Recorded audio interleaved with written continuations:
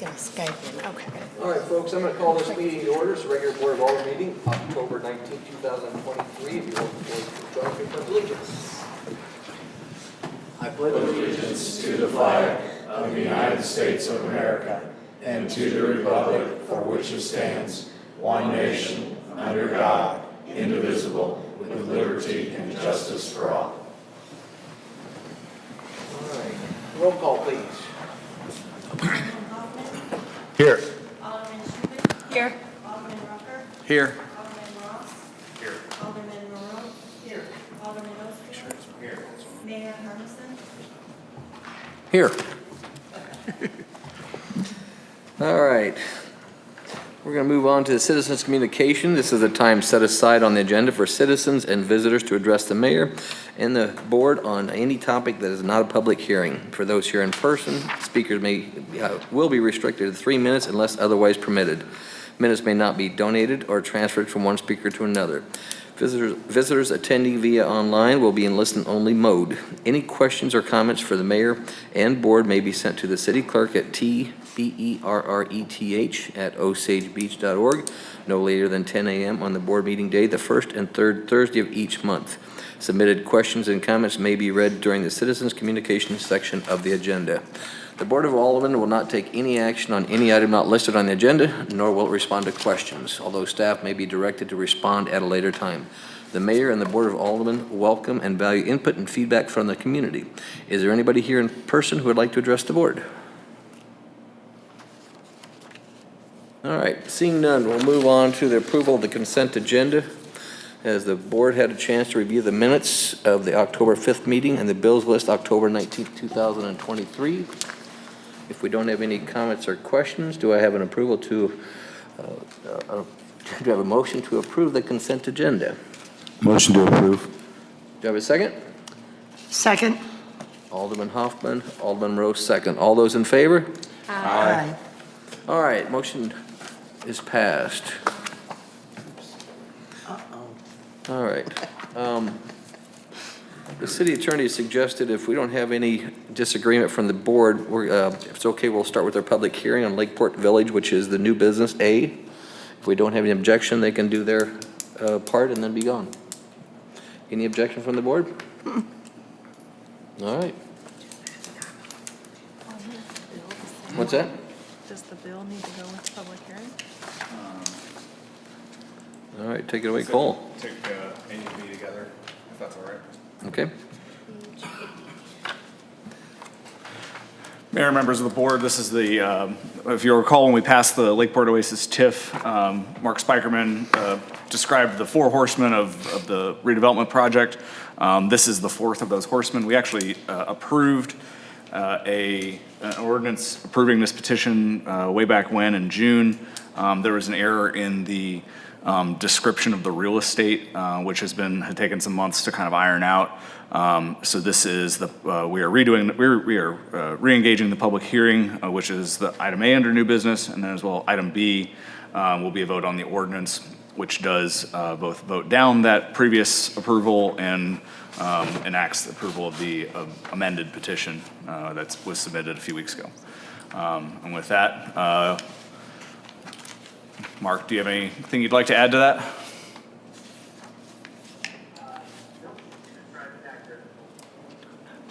We can't hear you, Mark. I'm sorry, can you hear me now? Barely. I think I heard a no. He said you described it accurately. No, okay, no more. He said, no, you described it accurately. All right, so basically this is clerical. Yeah, this is, we voted, we voted yes on a first reading on this back in June. This is the same thing, except it accurately describes the real estate. The previous petition did not accurately describe the real estate involved. All right, now this is a public hearing. Yes. All right, is there anybody out there in the public that would like to speak on this behalf? All right, the board have any discussion on the public hearing portion before we move on to the first reading? All right, seeing none, do I have a motion to close the public hearing?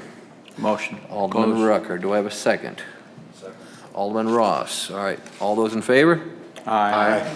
All right, so the public hearing is now closed, which moves us on to where it's going to be New business, Bill 23-76, an ordinance of the City of Osage Beach, Missouri, approving a petition to establish the Lakeport Village Community Improvement District and authorizing and directing further actions in connection therewith. This is the first reading. Do you have anything else, City Attorney? Nothing further. As you can see, this ordinance does, per Alderman Rucker's conversations, we are voting down the previous ordinance, 2345, and voting in instead the ordinance 2376. All right. Any further comments or questions? Yes.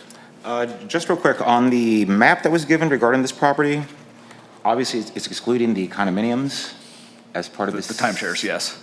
So if he successfully acquires ownership of those, then there'll be another request for CID for that portion of the property? There will be an amendment of the boundary of this one. Okay, just wanted to clarify. Yep, well, we would expect an amendment at that point. Okay, thank you. Alderman Olstein. Anybody else? All right, seeing none, do I have a motion to approve first reading? Motion to approve first reading. Alderman Rucker. Second? Second. Alderman Hoffman. All those in favor? Aye. Aye. All right, first reading is passed. Thank you so much, Mr. Spikerman. All right.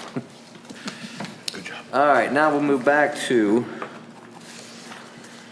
unfinished business. We have two items on the agenda tonight. First is Bill 23-74, an ordinance of the City of Osage Beach, Missouri, adding to Chapter 100, General Provisions, Section 100.220, Design Guidelines,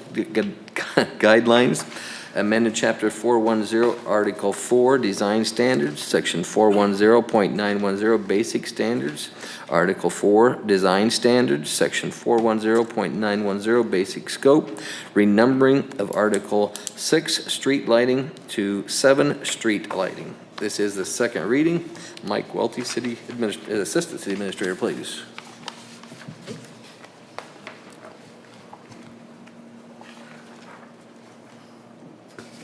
All the way up here to say nothing more to add, right?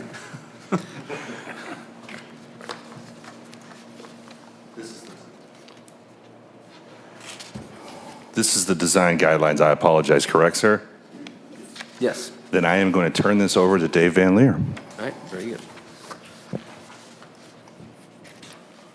Thanks, Mike. So as you'll recall, we had a fairly lengthy process going through the design guidelines.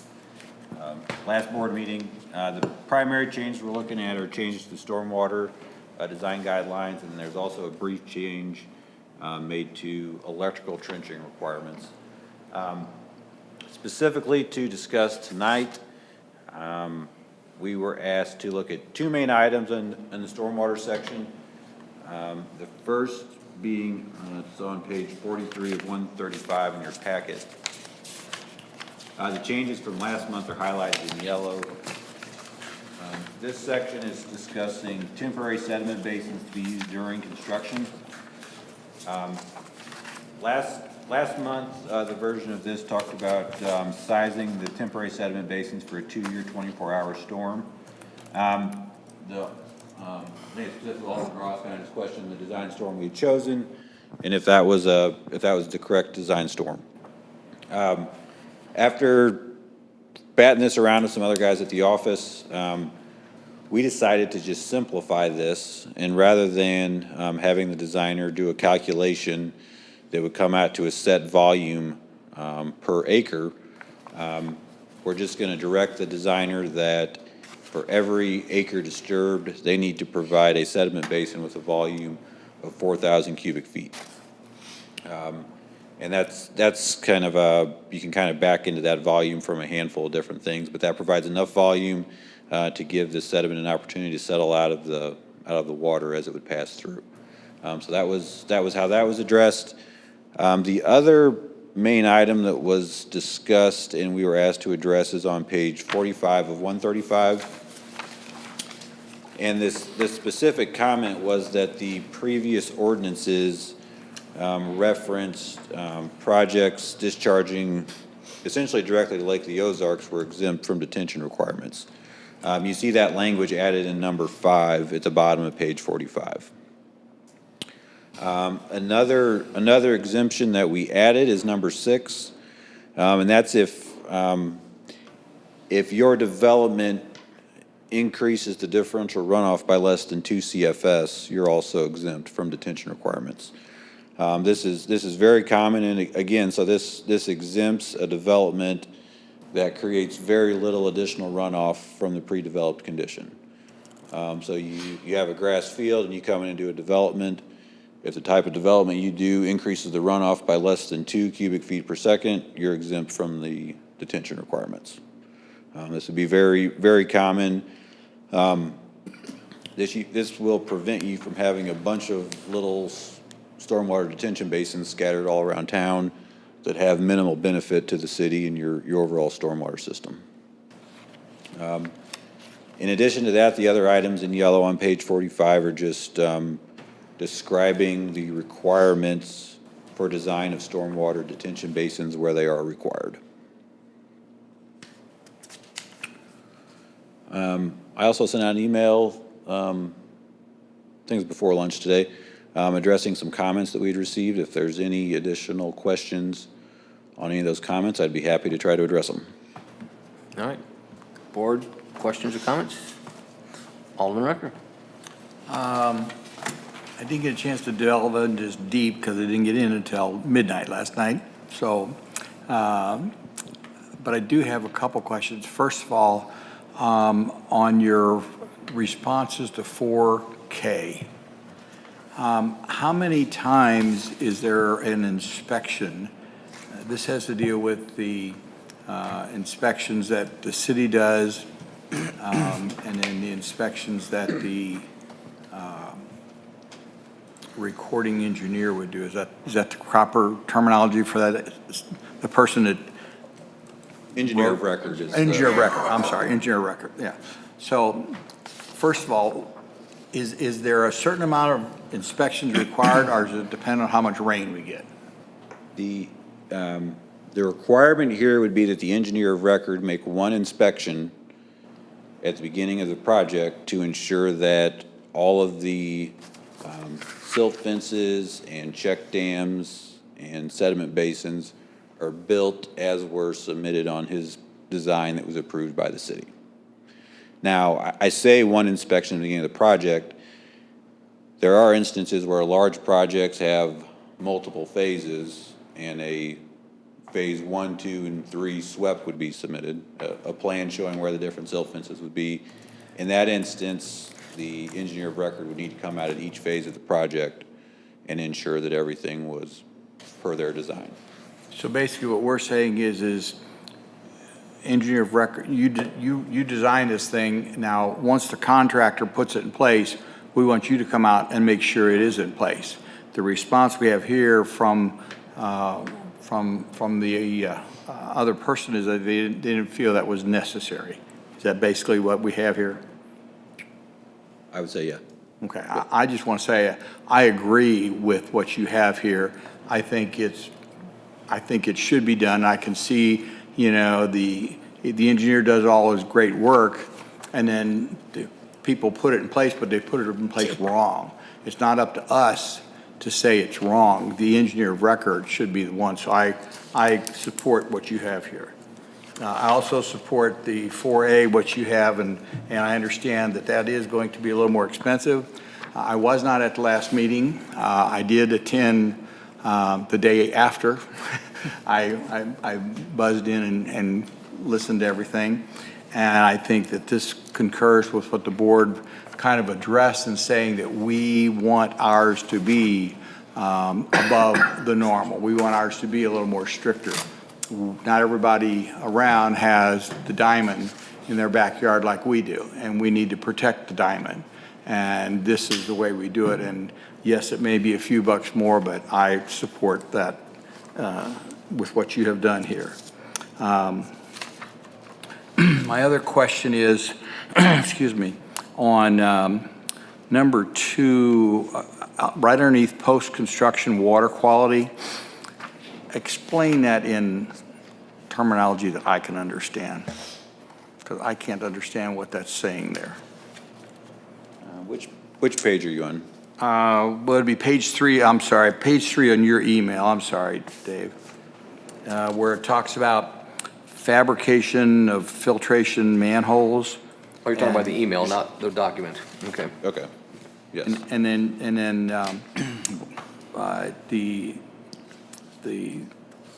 apparently it's being desired to remove that, but you're saying we shouldn't remove it. I don't understand what that is. So we've essentially, the design guide right now essentially allows two methods for providing post-construction water quality where required. One being the fabrication filtration manholes, which we're discussing. The other would be permanent sediment basins. So a small earthen basin built that would have a outlet structure design that would catch sediment as it comes through it, and then it would discharge. So everything we're talking about here it's permanent improvements that remain after construction's done and the facility's in operation. Filtration manholes are a fabricated device that it's a curb inlet or other type of inlet that has a filter built into it that would catch debris or sediment that was flowing across the pavement, and it would catch it and trap it in that inlet, and then that inlet would have to be cleaned out by the owner of the property. And even though we don't have any of those in place permanently, from what I understand is what's being said here, you're requesting that this be a part of it because the way I interpret it is that somebody, just because we don't have any right now, somebody may want to use that as a method in the future. Is that? Correct. I believe you do have some now on some private developments. This says we doesn't, but that could be wrong. And I also think it's, I like the idea of providing options to the designers for different ways to meet our requirements, rather than just saying, here's one thing you're going to do, and that's what you're required to do. I agree.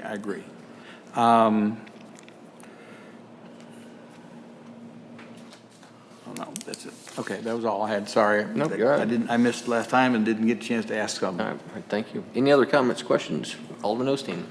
Sorry. Yes. He beat you by a hair.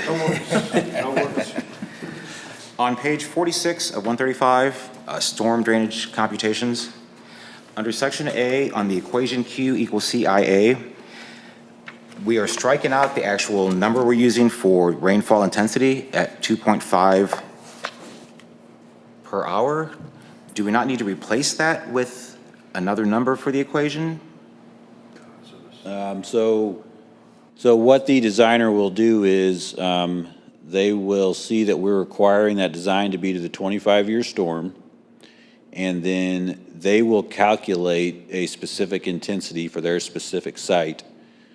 And then from those, they can determine what the inch per hour rainfall that they should use for the project. Okay. So I feel like what we've proposed is, I think in general, it's going to yield a higher intensity, so more than 2.5 inches per hour. And it will make it more site-specific and more, again, I think this is how this is being done more commonly through cities.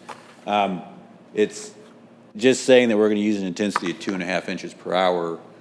That's just kind of, it's something the previous author of this just kind of said, this seems like a good number to use. Okay.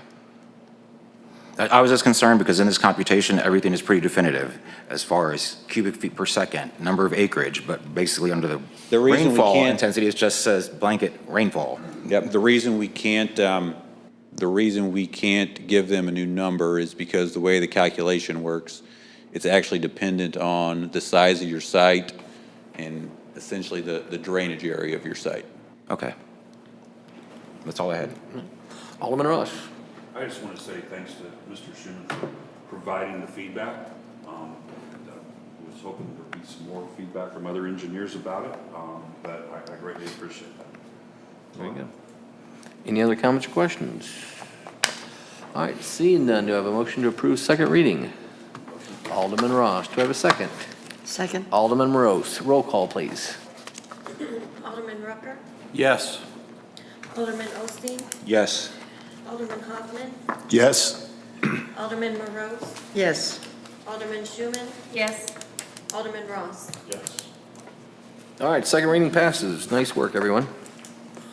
Next, move on to Bill 23-75, an ordinance of the City of Osage Beach, Missouri, authorizing the mayor to sign a contract with Four Seasons Plumbing for the Park Irrigation Improvements Project for an amount not to exceed $190,112.12. This is the second reading. Assistant City Administrator Mike Welty. Thank you, sir. I have nothing to add unless there are any questions. All right, comments or questions? Alderman Osteen. I have one, and this is for Gina. Okay.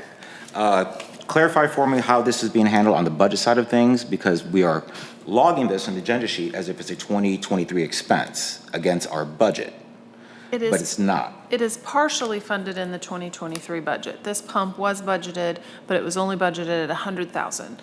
It come in at 190. So it is technically over budget. However, the funds are not necessarily going to be spent until '24. So you're basically going to carry over your 100,000 into 2024 and add the 90. So it shows in your draft 2024 to be actually spent in 2024. I didn't know if that meant we had to do a budget amendment for 2023 still. Not at this time, because Not I at don't this- think it's okay. actually going to come in and finish. So there might be some expenses to match the 100, but everything else will be carried over. All right, just wanted to clarify for budgeting. All right, thank you. Anyone else? All right, seeing none, do I have a motion to approve second reading? Motion to approve. Alderman Hoffman, do I have a second? Second. Alderman Rucker, roll call, please. Alderman Schuman? Yes. Alderman Morose? Yes. Alderman Ross? Yes. Alderman Osteen? Yes. Alderman Rucker? Yes. Alderman Hoffman? Yes. All right, second reading passes.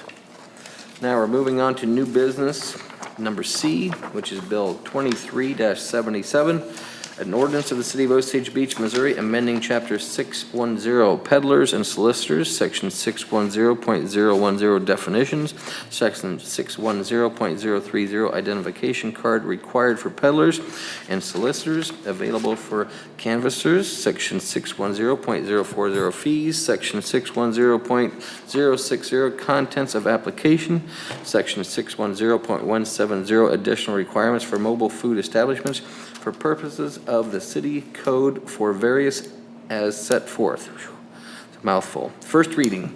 City Attorney Cole Bradbury, please. Thank you, Mayor, members of the board. This ordinance proposal is submitted to you by the Citizens Advisory Committee. This was the product of several meetings over the summer, I think beginning actually in late spring, discussing food trucks and their treatment by the city code. As you're probably aware, the food trucks in the city are currently addressed by, or currently fall under our peddlers and solicitors section of our ordinances. These have been around for decades, and we did have one, there was a vote of the people in the 1990s, which, or perhaps 80s, which increased the fee for peddlers, that's all peddlers, to $500, which the Citizens Advisory Committee felt was excessive, specifically as to food trucks. So they proposed the system that we have in front of you. The history of it doesn't seem to be that that vote was, I haven't found anything that indicates that vote was aimed specifically at food trucks. It was aimed at peddlers, and I believe it was actually, from what little I can gather, it was aimed at carnivals. But I was asked to draft an ordinance that would essentially clarify that food trucks are not considered peddlers, that that they can be treated separately under our ordinances, and I have prepared that ordinance for you. There was one. I think the vote in the Citizens Advisory Committee was 6-1. The one dissenting vote was on the basis that if the people voted for the $500, that the people should be able to should vote this in or out as the case may be, and I just wanted to relay that to you. But I was asked by a couple of members of the board earlier today, if is this an effective way to do this? I do think it is lawful if the board wishes to do this, but whether we should is for the 7 of you to decide. All right, comments or questions from the board? Alderman Rucker. Okay, so based on what we know of the election, it was for peddlers it was a vote to increase the peddler's fee to $500. Okay, what is, obviously, I'm assuming there was not a definition of peddlers in the election language, but what is the legal definition of a peddler? Our ordinance has a fairly broad, it's essentially off-site sales. And the definition of peddler was in place at the time, was adopted by ordinance. And again, I'm guessing, to be really honest, because we're really light on history on this one. But if I had to guess, the question was simply, should we increase the fee to $500? That was the question posed. It's a very, very short ballot question. If I had to guess, I think it was presented to the people because it was a Hancock Amendment issue, because it was raising revenue, and they had to put it to the vote of the people because of the revenue increase. So that's my informed speculation as to the purpose of the vote. But the definition of peddler was already in, and it probably does cover food trucks as it sits there today, and that's how we've certainly always treated it. But the definition of peddler or food truck or anything like that was nowhere on the ballot. Do we know what the ballot language actually said? I have it back on my desk. It's very short. It's should the fee for a peddler's license in the city. Read that the board has the authority to raise it up to 500, which means we have the authority not to raise it all the way to 500? I believe it was, should it be increased to 500? If you'd like to give me a minute, I can run back and grab it for you if you'd I'm like. just trying to, I'm in favor of it. I'm just trying to just make sure we're dotting our I and crossing our T. I think the question that was posed on the ballot was, should the fee be increased to $500? That was the question. That's clearly the thrust of it. The definition of peddler had been previously adopted by the board before the ballot question. The board adopted the definition of peddler. I think the board has the authority to change the definition of peddler because the definition was adopted by the board. Whether you should, I'm not taking a position. Okay, I like that angle. Any other comments, questions? Alderman Hoffman. Two, actually. Chief Googled peddler, and one of the definitions is a person who goes from place to place selling small items. Just throwing that out there so we all know what the definition is on Google. Is there any verbiage that directly says food trucks, food vendors? Just says peddler broad. The ordinance you have in front of you, the first time food, I think, will be mentioned is if we adopt this proposed ordinance. Okay. My second question, I think this is maybe towards Gina, but how are we regulating their sales tax and making sure that we're getting our sales tax? Well, part of that $500 is registering with the city clerk as another occupational license. And so they have to have their tax ID and the same things a brick and mortar has to have, So Tara regulates and tracks that in the same sense as she tracks other brick and mortar stores through the permitting process. Okay, so the process is the same. And they're good for 6 months. So a peddler, as now, they come in, pay their $5, do the tasks that the city clerk requires of them, which includes the sales tax. It's good for 6 months. So it's a little different tracking because it's not indefinite, it's a 6 months rolling. So if we have a peddler, as the definition now is, theoretically, if they're gonna operate all 12 months, they'll come in twice and get $500 each time. Okay. I just want to make sure that, we're making it easier for them to do business here. We want to make sure that they are paying their sales tax. That's all I'm concerned about. But okay, thank you.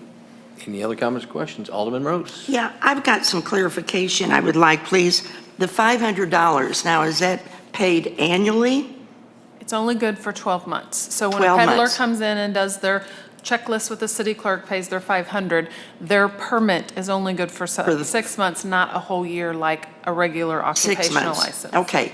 And my other question is, when I'm looking at $10 for a single-day event, that's what am I understanding that's what they're suggesting? They pay the property owner to No. put their truck on the property? That's for the Surely city. not. That's This will the be city. the occupational. I'm sorry? This will be the occupational permit fee instead of the 500. This is what that would change to, that they pay the city. Okay. So it would be up to the property owner if he wants to charge to have them rent a certain space on his property. Yeah. Correct. Okay, good. And one thing that we've been discussing too, but just as a reminder, that they are still required to comply with zoning. So if they're offering it commercially, it would need to be in a commercially zoned area. Now, Right. if they want to go to a private party and cater, residential's fine, but, you know, they're going to have to comply with zoning. You can see Sure. in the other requirements at the end. They couldn't be on our right of way, et Can't be on a cetera, et right cetera. away. Yeah, They have got to it. provide for trash, sewage, all that kind of stuff. Okay, very good, thank you. Thank you. Anyone else? Alderman Osteen. I've got two requests. Under section 610.060, A number 1 regarding name of applicant, and this is specifically regarding businesses. I'm sorry, where are you? 110. Page 110. Okay. Page 110. Yep, I'm sorry. Page 110, A number 1, regarding businesses. I think that we should add, they also provide proof of their business registration with the state of Missouri, and also provide verification that they are in good standing with the Secretary of State. We could do that. I think that as I say, the business license, and Tara's not here, so I don't have her I think our business license will probably catch that, and they're also gonna have to have their sales tax certificates. So I think our current processes will already catch that. But I'd be happy to talk offline with Tara about that when she gets back and confirm that but the business license process should be catching that they're on the up and up. Okay. Let me put it this way. All but one of the people I have charged in municipal court for operating without a business license were people who couldn't get their certificate of no tax due. Okay. So we're requiring quite a bit of documentation to prove that they are on the up and up. All right, so back to number 2 on the request. Verification they're in good standing with the Secretary of State. Repeat that, Bob, I couldn't. Verification they're in good standing with the Secretary of State. Anybody can get a business license, anybody can show tax exempt letters, show tax IDs, et cetera, not to say they didn't liquidate or terminate the company in the last 6 months. So we can, on our own, basically pull up that company to the Secretary of State website and verify that they are in good standing with the state. But I think we should also. We actually can, but. I don't know if we should do that on our end or make them provide that. I want to say that that's also covered in the business license process, but I don't handle the day-to-day of that. I'm pretty sure the city, before they issues theirs, they have to verify they're good with the state first. That's a Tara question, but I'm pretty sure, because I know I had to. And they can't be a felon. And again, to get a certificate of no tax due, I think they may also need to do, it may be one of those things that's a prerequisite for something else. But I just wanted to expand on businesses. Sure, totally understand. That's all. All right. Alderman Ross. Just for clarity, is Tara going to be back for the next meeting? I don't know how long she's. Yes, she's just said, Okay, yeah. so we can get that figured out. Yeah. All right. So Kevin, to help you out, the language on the ballot said this: shall a fee, by the way, this thanks to Luke Hagedorn for looking this up. Shall a fee of $500 be charged for a peddler's occupational license? That was the ballot question. That's the entire question. In 1982. And then by ordinance, the board created the definition. As far as the definition is in our ordinances, okay? It's under 610.00 or something. 010. 010. And I can read that if that would help. It's on I got page- it here It's on first. 108. Okay. And that one, as I read it, I went, maybe not, that it covers food trucks. So it's not, the bottom line is they weren't really concerned about that at the time because they generally didn't exist in the way that they exist today. So it's just a timing thing from my standpoint, so that's all I have. Any other comments or questions? Alderman Rucker. 2, first of all, before I forget it, thank the Citizens Committee. I had opportunity to Zoom in a couple different times with the discussions, and they really did a good job. They did a very good, I enjoyed the conversations and the debates and back and forth and back and forth. Okay, with that being said, once this is passed, since we're saying a peddler does not include mobile food establishments, once that's done, what happens to the food trucks then? Under what guidelines do they come in? Under what fee? Under what parameters? Is that still within this? And Yeah, again, that's in here. I apologize for not having Yeah. read this in detail, and I know I'm normally dot the I, cross the, but I've been traveling. Yes, it's $10 for a single day, $20 for a 5-day, $200 for 6 months. Yeah. So. Okay. So Yep. the day the mayor signs the ordinance and Tara adds it to the book, somebody walks in, they register as a mobile food establishment instead of as a peddler. Obviously, anybody who's already purchased a peddler's license, that's still good. They don't lose that. But then they'll renew under the mobile food establishment. We currently have 4 that are still within their 6 months. We had 1 drop off and hadn't renewed yet. And part of the requirement is, I'm sure you know this as well, but they will be required to get a business license and then the mobile food establishment on top of that. Thank you. for Very all good. that. Thank you. I just haven't No had worries. haven't done my research like I normally get a chance to do. All I right. enjoyed the mountains instead of the reading. Very good. Do I have a motion to approve first reading? Alderman Rose, do I have a So second? move. Do I have a second? Second. Alderman Rucker, all those in favor? Aye. All right, first reading passes. Next, we're going to move on to a motion to approve the updated cost for the purchase of 2 F-150 trucks at a cost of $38,249, each from Joe Manchin's Ford, using the State of Missouri Cooperative Bid Contract Number CC 222-37405. Assistant City Administrator Mike Welty, please. Thank you, Mayor and members of the board. You may remember, you may not remember, back in February, I had brought all of the vehicles that we were going to purchase through Joe Mawkins to the board and got them all kind of approved on one motion. All of those vehicles have been delivered to us except for these 2 F-150s that were budgeted. Unfortunately, I was contacted by Joe Mawkins Ford a few weeks ago, and they informed me that the engines that we had requested, which are 3.3 liter V6 engines for these trucks, are no longer available. The replacement for those engines is a 2.7 liter V6 EcoBoost engine, and there's a difference of $1,285 between those two changes there. We had originally asked permission to purchase these trucks for $36,964. With the engine change, the new price of each vehicle is $38,249. Those changes were provided to Gina and added to the forecast for 2023, which I believe you guys already have in your budget packets that you have received. So that's already been included in the forecast that we provided. I am told by Kelly Sells with Joe Mawkins that these vehicles can still be delivered by the end of the year. So I still anticipate that we will get these trucks by the end of the year. And just a reminder, these are both replacements. And so the vehicles that they are replacing are 2 of the oldest police Explorers that we have in our inventory that were handed down from the police department a couple of years ago to the department.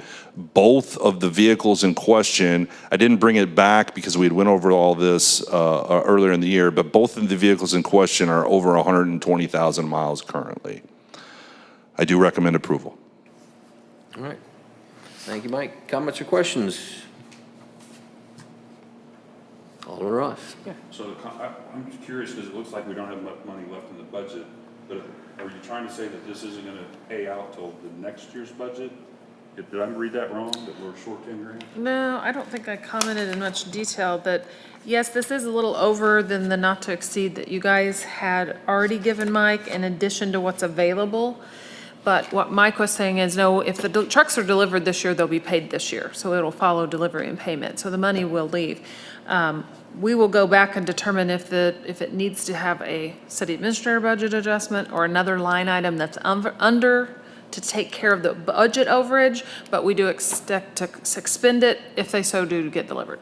If not, it'll be carried over. All right. Anyone else? Yes, Alderman Schuman. I just have a quick question. When we originally ordered these, did we have any kind of contract on them? Like, did they sign any contract that stated they would give it to us at this price? The state bid and Sourcewell pretty much work the same, and they work like this. The profit margin for the vendor cannot change.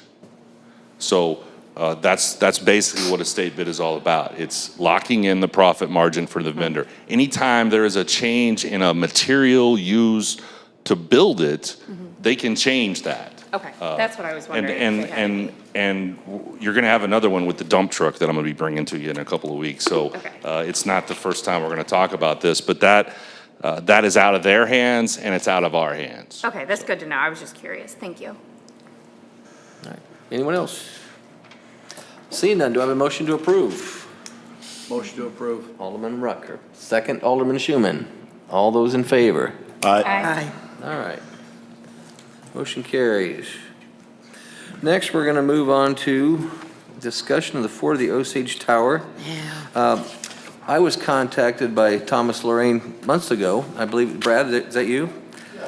Thomas texted me. Now, yeah, he texted me, he said he was not going to be here tonight, but he'd talked to me months ago about the tower. And then last Friday, he dropped off a packet, and it has copies in your materials tonight, but what he's wanting to propose.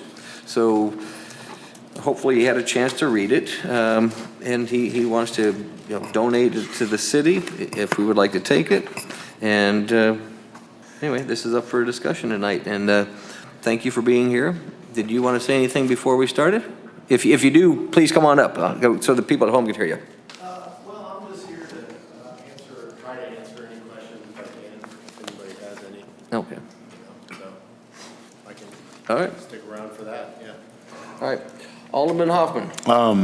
When was the last time a structural analysis was done on this artifact? Seems like that was in there. Last year, December 1st, 2022. Yeah, that was, Well, Cole, we discussed this earlier today, and does that look like it's structurally viable still from that? I would just say, based on this letter, I think we would need to know a lot more about it to feel comfortable that it's structurally sound. I mean, this indicates that, Matt Marshke inspected the base, found it to be solid, but, but it says the sections above need to be inspected, and recommend the entire tank be inspected as well. So, I mean, I think without knowing the structural integrity or inspection results of those recommended inspections, I'd be really concerned about. Sure, my main. We just don't know. My concern is that we take this over and then we find out that we've got to tear it down and it costs $100,000 to tear it down, and we just got to hand it a piece of junk. And I would share that. I would share that concern. Okay. I personally, if it is structurally sound, I think it would be an interesting decorative piece that perhaps could be half Osage Indians, half Camdenton Lakers, and it's not an eyesore. All of a sudden, it's something that builds community. It's something to look at, something that's cool. And that's right at the line of demarcation between the two schools, is right around that area. So I'm interested in doing something with it if we can prove that it's structurally sound. That's my 2 cents. Anyone else? Alderman Rose. I'm concerned of the amount of money that we spend to paint our water towers, of what the cost would be to redo something that hasn't been painted for many, many years, and to have it all sanded down and everything to go through that. Obviously, we don't know unless we get an estimate, but I'm just thinking, the hundreds of thousands of dollars that we spend on getting our water towers painted, I think, I don't know if we can actually want to put that in our budget. That's what I'm thinking of. Just a little cautious. Anyone else? Just to Alderman Hoffman. Alderman Rose, I agree with you on that. I was forward thinking, and that maybe we could create some kind of fundraising project that includes the two schools, and that helps to pay for it. Also, I think it builds community and rivalry between Osage and Camdenton, which has always been interesting. And it gives us a chance to work with both the schools. So I agree with you. I don't think that we should jump into this and waste $100,000. But I think if we can find an avenue where we're sharing that cost, or we're able to raise money to do it, I would be interested in looking into doing something like that. Again, to me, it starts with it being structurally sound. How are we going to get it sandblasted and make it look decent? How are we going to generate enough money to do something artistic with it? If it's just going to be, hey, here you go, now you guys got to tear it down, no, that's Yeah. just a pass for me. But Any other comments? Alderman Ross? So as I look at this information that's provided, there was a somewhat structural engineer in 2012 engineering assessment, but they couldn't even assess how the structure itself was attached to the foundation because that was on the interior. Because what? It was on the interior. Okay. In other words, the way there's a foundation and it's connected to it, the way it's connected, it was on the interior. They only observed it from the outside, okay? The second one that was done in 2022 by Midwest Engineering basically said the bottom section of it seemed okay, right? I have similar concerns. Before I would support taking it over, I'd want to make sure that everything's been validated, that it's structurally sound. One of the suggestions that Midwest Engineering made is that as it's painted, that all the welds, because it's a series of welded panels that go up, be inspected and repaired at that time. So it almost lends me to think, at this point at least, that before we would accept it as a donation, that it needs to be structurally sound and it needs to be coated and all the welds inspected and repaired. And at that point, then neat ideas like you talked about for the schools and so forth. Yeah. You know, I know there's some historical nostalgia with this for a lot of folks. I think your mic is off, Alderman Ross. Can you guys hear me? Can you hear me? Yeah, we There. go. Oh, sorry, didn't realize it's been off all night, apparently. I realize there's some nostalgia to this, and it'd be neat, but at the same time, we have to be, and I think that's what everybody's saying, we'd be very cautious of what the investment would be. That's all I have, thanks. That tower, for some of you that, well, because of course I'm a lot older, but that was the Fort Osage Park, that tower was there. And many of you may not even remember that, but it is very nostalgic, and it would be nice, like you say, the demarcation to honor both school districts and do something with that. I like that premise, but I'm very concerned about the structure, as you said, and the cost. But I appreciate Lorraine's generosity of wanting to give it to us. It's just a matter of, we just have to be careful of what we're looking at. Alderman Hoffman? Okay, thanks. Just a bit of a quick backstory. That is the last thing left, I think, from Fort of the Osage. And I know when I growing up here, taking that ride to the top with. Remember that? Oh, okay. yes, with my friends. The view at You the. are that old. I am. They had the swings that went around. They had the Madman's mixer. It was pretty cool. But that ride was awesome. It was the first thing you did when you walked in, and you could see the entire lake. So like the Ferris wheel that's going in, that was our Ferris wheel back then. So sure, there's some nostalgia to it. And again, I would really like to find a way to support this and do something with it. Again, it just needs to be. Now, was there something also about if we take it over and we do have to demo it later, that the land goes back? That was in the letter, yes. I don't. Why? What good's a lake?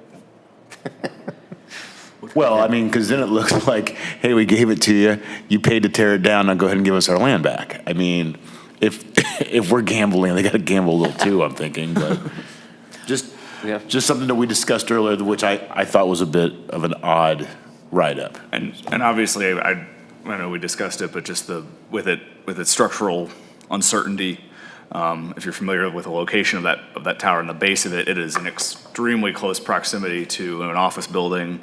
Right. I don't know if the daycare is still a daycare, but it's okay. It's no longer a daycare, but I'm sure it could be. There's a hair studio, there's a flower studio, there's your dad's office building. There's east, west. There's both parkways. And there's 3 roads. If it were to fall, the liability on the city would be enormous. Alderman Rucker. Yes. First of all, I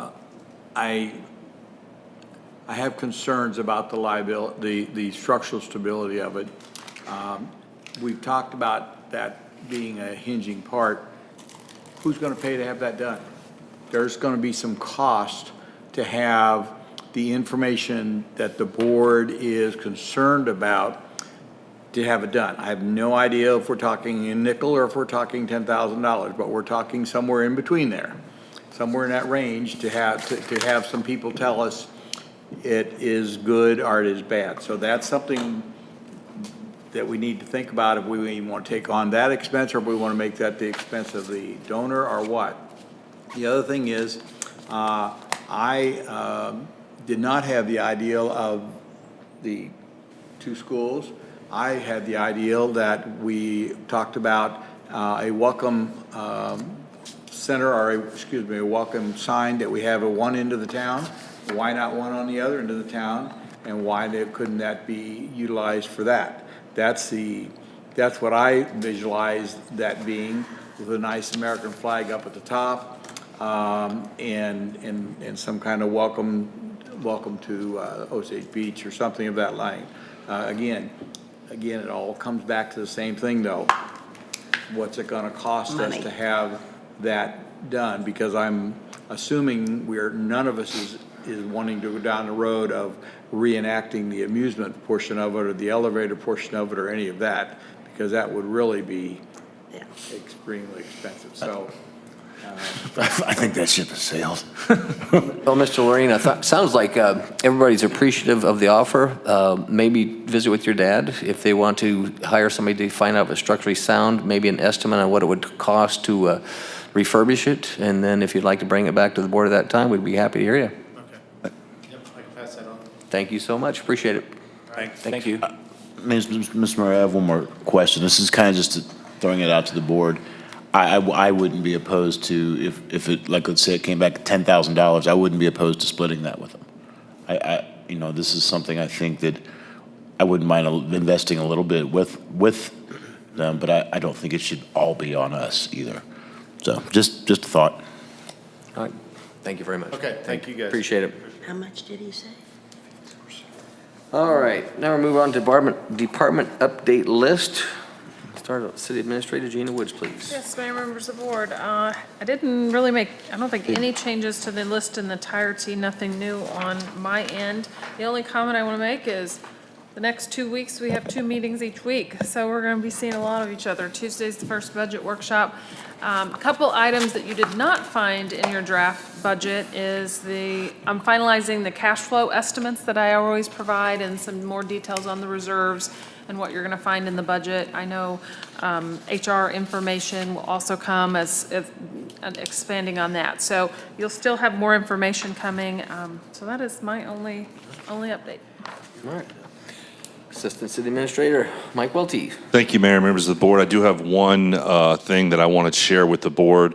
I think I've made 2 or 3 promises over the last month to move the odor control blower to station 53-1. And every time I've made that promise, I've had to break it. And so I wanted to give the board an update on that. If you're not familiar with the station number, it is the station in the backyard of Steve Carr's. We have tried to get the manpower to get that over there, and every time it has happened, we've run into another issue that had more priority from a sewer standpoint, and we had to kind of shift our resources to that. But I can say with some confidence right now that we will have that blower moved next week.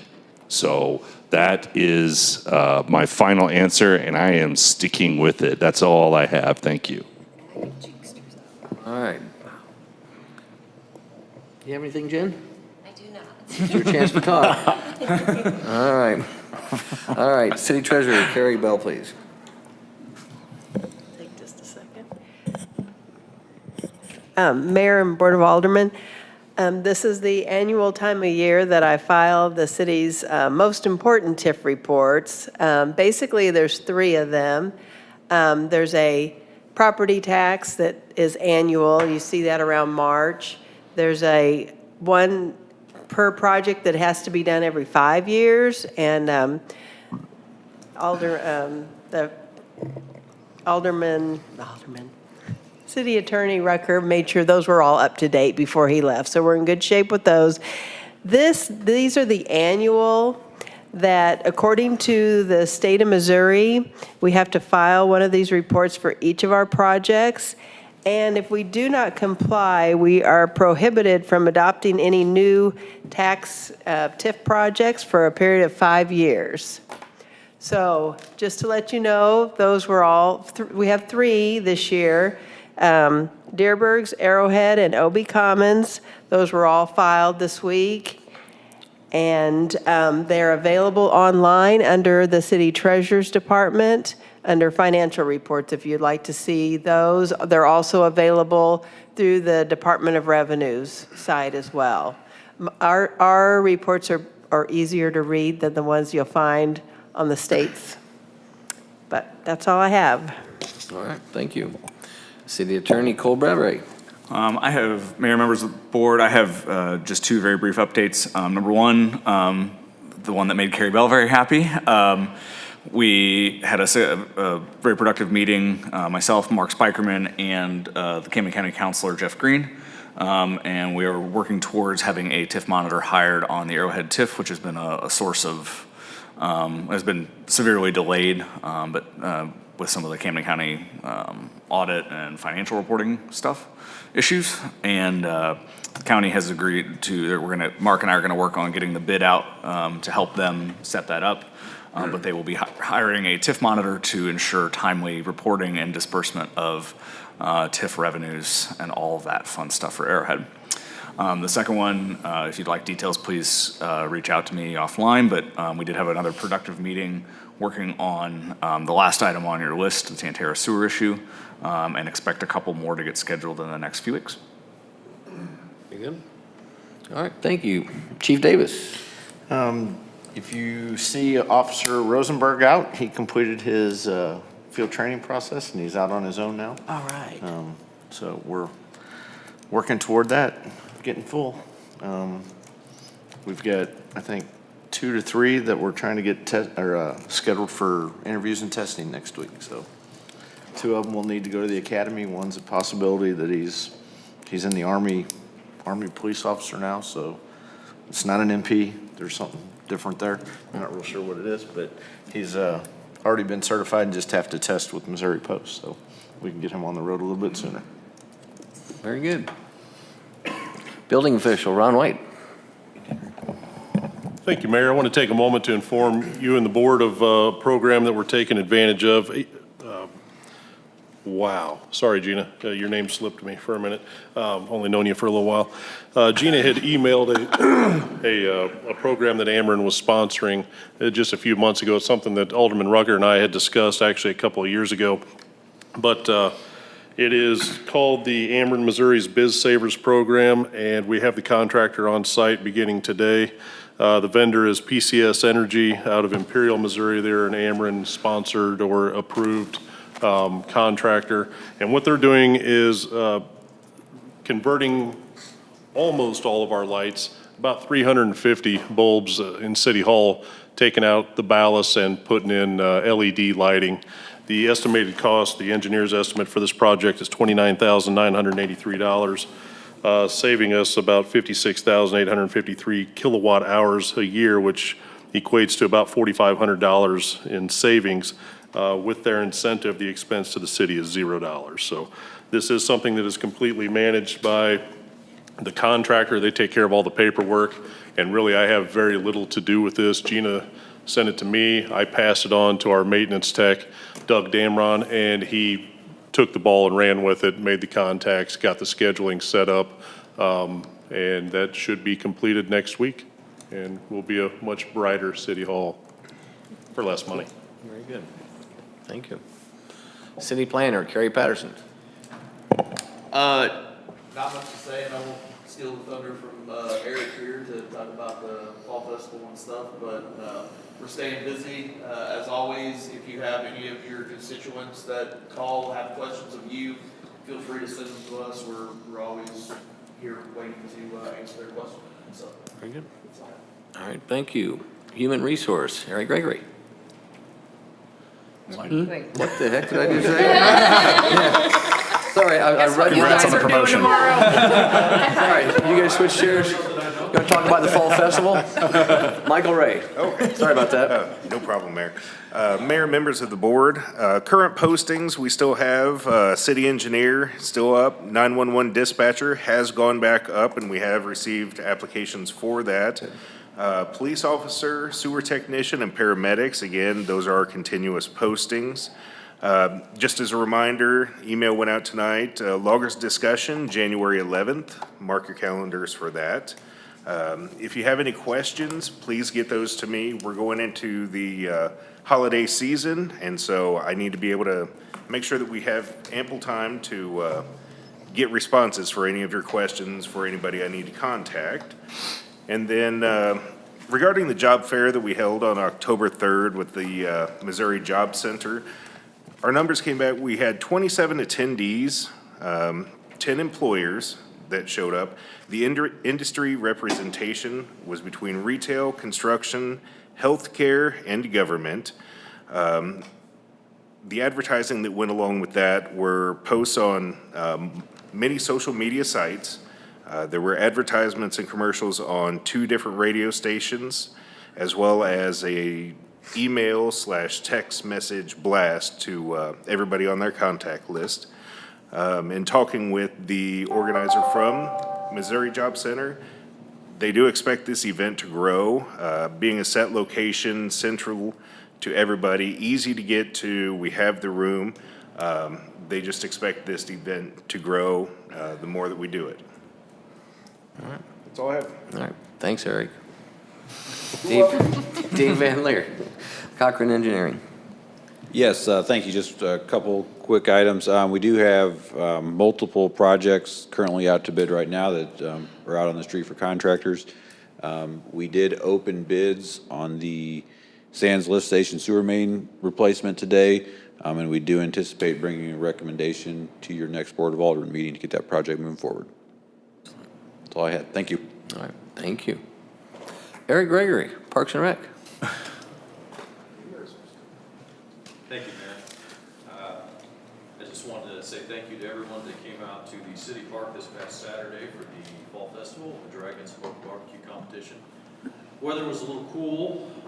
We still had almost 3,000 people attend, so, you know, under the circumstances with the weather, that was more than I was expecting, but everybody still had a great time. I also wanted to especially thank all of my coworkers from City Hall for volunteering their time, because we absolutely could not do an event this large without them. Michael Ray, his wife and son, April White, Jen, Tara, Annie, everybody, Mike Welty jumping around, helping where he could.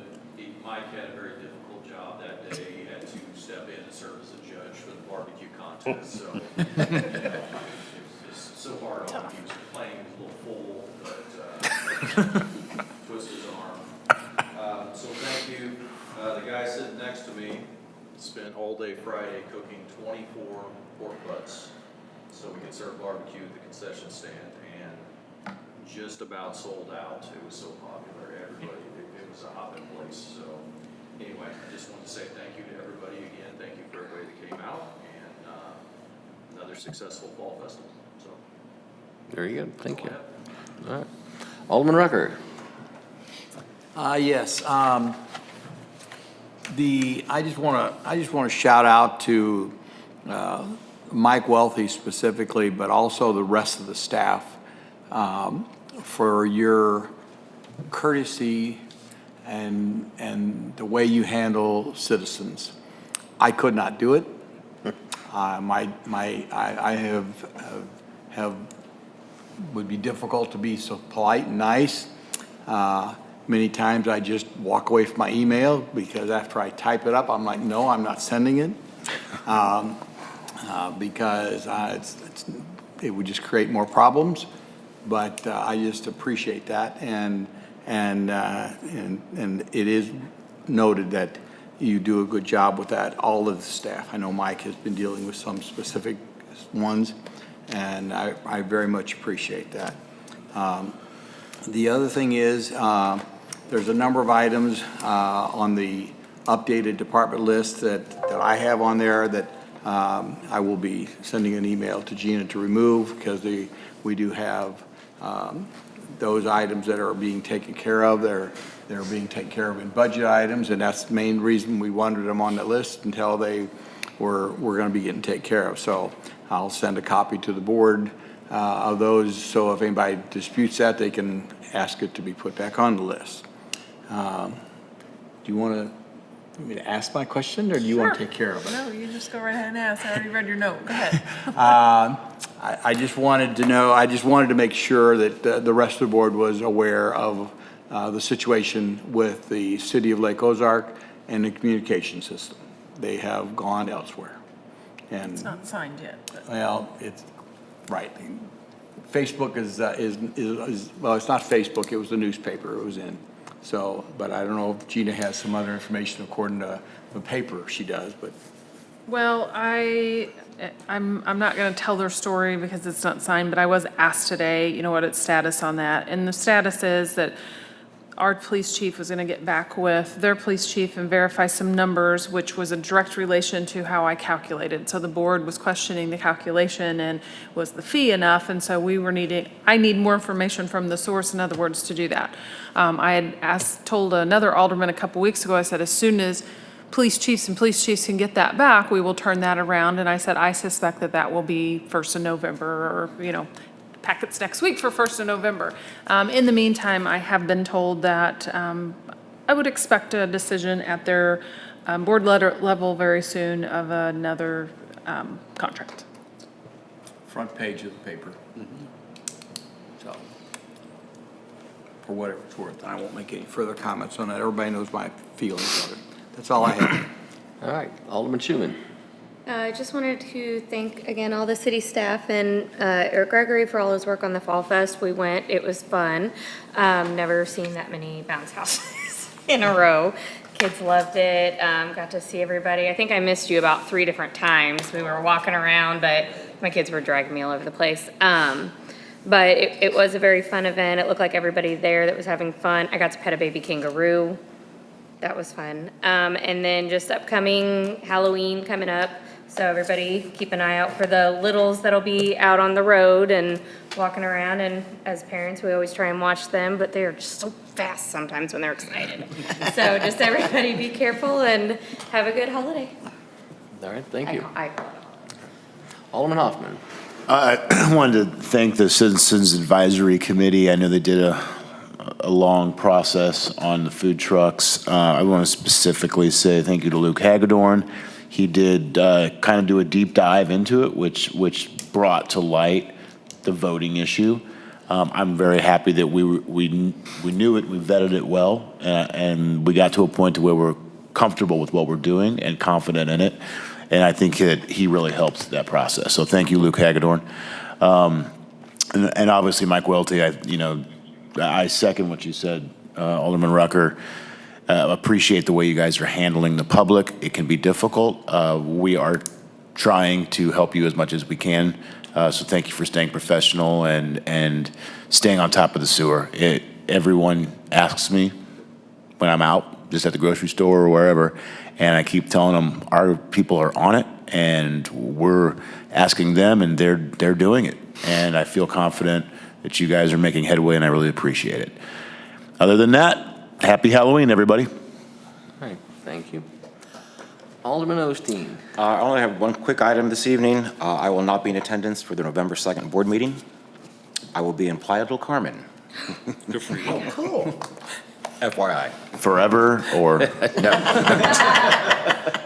Excuse me, which meeting? November 2nd.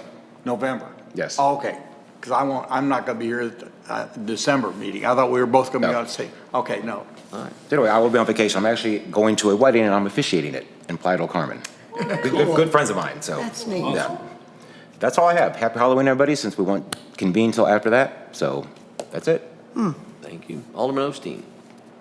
Excuse me. What the heck? I don't know. 1,000 tonight, Mr. Mayor. Alderman Morose, my apologies. Obviously, the Harbor Hop was the same weekend as the barbecue competition, which was unfortunate, but the weather was not too conducive for either event. we did have a lot of people that stopped, I should say, that went by car instead of by boat to different spots at Harbor Hop. I was at Kelly's Port, and it was fun because this one neighborhood had rented literally a bus for a lot of neighbors in the subdivision to go harbor hopping around, so they had a good time. And then there was a boat that came with 10 people in it. They were all dressed up as pirates. So it was, anyway, and Kelly's Port was very kind to us. I was obviously working it, and they had us located in the shed where they sold beverages, which was very nice because it was handy to get one whenever I wanted one. But anyway, it was good. On another note, Ron, I think our landscaping looks fantastic. And the railings and everything that's finished off in front of the city hall, right up to snuff. The only thing that I think that needs to be corrected is the main entrance sign. As I was driving in, it said board meeting, I don't know who was responsible, November the 19th at 6 p.m., which it's October 19th That's right now. city clerk's office, so we'll get that corrected. Okay. Anyway, no biggie, but I just thought I'd bring it up. Eric, have you had any progress on getting the sign there for the city park? I have, it is on. Oh, it is on. Well, I'm sorry I missed it. Okay, very good, because I know you've been very frustrated over that. Super. Okay, and that's all I have. Thank you. Alderman Ross. Yeah, just a few things. One, from a staffing standpoint, so from a road patrol, are we still short? 3. We're still short 3, okay. Sewer, we are? Short 2, okay. And then 911, I'm sorry, I skipped around. 2.5. We're short 2.5. Yes. Against the number, so We're at 7. 7 Oh. full-time, 1 part-time. much different than it was. Oh, Very we've good. made progress. Nice progress. Okay. The 2 months ago, we had the presentation and talked about the parks fields to Ballparks of America. Is there any update on that? It's out for bid. It's out for bid? Bid's been posted. Okay, okay. And the other thing, most importantly is had an opportunity, part of our neighborhood association still has a well and folks on it, and there were some questions by some folks, and got a hold of Keegan, who did an absolute awesome job in helping figure out a couple of things, and it was extremely quick, and man, she does a great job. So please let Keegan know thank you. And lastly, I hope everybody has a fun and safe Halloween. That's all I have. All right, thank you. Just 3 short kudos and then one other thing, but Fall Festival, yeah, it was great. Eric, everybody that helped. I know Carrie, you had a big part of that too. And Harmy's was out there serving hooch and might even had one or two. So right next to the Osage Beach City table. So I think Alderman Schuman might have had one too. 1? Yeah. It was But no, it was a great event. Very big size. It was a great event, and yeah, weather could have been a little better. I keep telling people it was a little chilly, but it's a fall festival, and it was fall, so there you go. Yeah. Also, thank you, Michael Ray, the Osage Beach Wellness. That was appreciated. That I think hopefully you guys had a part to take in that, but I appreciated it, and so far it sounds like I'm going to live at least another couple of years. That's good. Yeah. That's good. And I also Citizens Advisory Committee, because one of the things I did run on for mayor was that food trucks was an issue. Also, the signs was an issue. And so it's kind of pleasing to me that the first item that they did, you almost checked that off the list after the second reading. So I appreciated all their help. And then they're working on the signs now, and I know that Cole and Carrie have been talking with them. And if you do have anything that you would like to talk to me about to put on their next list, because once they tackle the signs, then I would like to keep them working. I mean, we appointed them in order to help us. So if there's something that you see out there, then let me know and we can talk about it. And the only other thing, this is just to think about, because I am going to put on the next agenda, and I was driving down the road the other day and I heard Lake Ozark say that their Board of Aldermen meeting was Tuesday night at 5:30. And I got to thinking, I said, why is ours at 6 o'clock? And I know, at least for the staff, You know, they sit around for an hour after work and waiting till 6. And most people, I mean, that work in Osage Beach, they can get here in 15 minutes. So I'm going to put on a discussion item for next, just to think about moving meetings, citizen advisory, whenever we have special meetings, move them till 5:30, start 30 minutes early. And in doing that, I know that Alderman Ross has said, hey, he would love to move it away from Thursdays, because if you're taking Friday off for a long weekend, you can't leave or whatever. So just think about that. I was talking to Mayor Newberry today at an event and talking to him about it. They just recently went to 5:30, same reasons. Basically, don't keep people there all night, and then get them in, get them out. But then also, we're the first and third. And they're the second and fourth. So it's nice if they did alternate in case we ever wanted to attend theirs. So my personal opinion is Tuesday nights 5:30. But give us some thought. We'll discuss it at the next meeting. That could also relate to our budget meetings. Yeah. So Just bringing that Hey, up. those special meetings, you guys have all kinds of control. anyway, just think about it. We can discuss it at the next meeting. Have a happy Halloween. And with that being said, do I have a motion to adjourn? Motion adjourned. Alderman Ross, do I have a second? Alderman Schuman. All those in favor? Aye. All right. Meeting adjourned. Thanks, folks. Okay. Give you a call for year-round tomorrow. Unanimously nodded when you said call. Yeah, all day. All right. Yes, please. I'll get you out of here.